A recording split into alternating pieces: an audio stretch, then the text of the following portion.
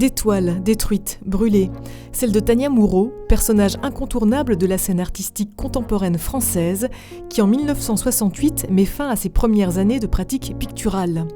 Un autodafé pour une artiste au caractère kaléidoscopique qui n'aura de cesse d'explorer de nouveaux horizons.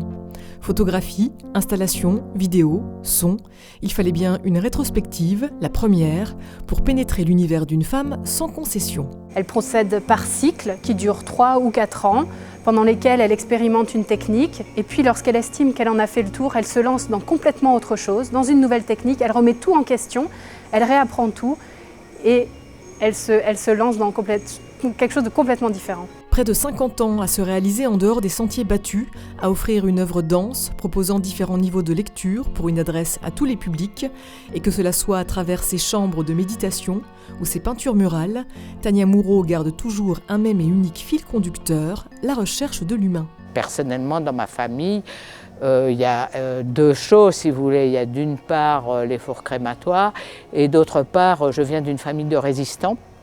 Et mon père est mort dans la résistance.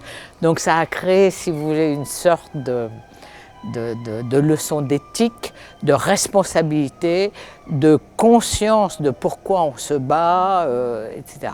L'artiste a quand même une responsabilité dans la société, puisqu'il a le temps, normalement, de penser. Donc finalement, j'ai plutôt choisi de parler des choses qui m'importent au plus profond. Revenir sur l'horreur des camps de concentration, le drame de Tchernobyl, la destruction massive, quelle qu'elle soit, comme celle de la culture. Elle crée ses œuvres pour les gens qui se donnent la peine de les lire, de les déchiffrer, de s'arrêter devant et de prendre le temps, vraiment prendre le temps.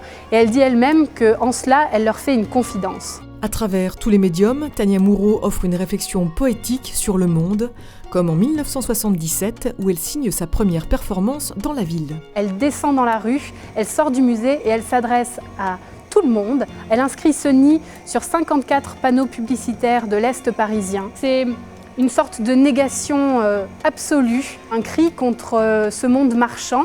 Elle décide pour la première fois d'avoir une sorte de travail politique ou engagé en s'opposant à cela et en poussant ce cri, cette négation. Un cri qui résonnera dès le mois de juin dans la ville, puisque 40 panneaux publicitaires seront à nouveau investis. La rétrospective Tania Moureau se poursuivra également dans 9 lieux partenaires, histoire de vous offrir une vision globale d'un parcours artistique hors du commun.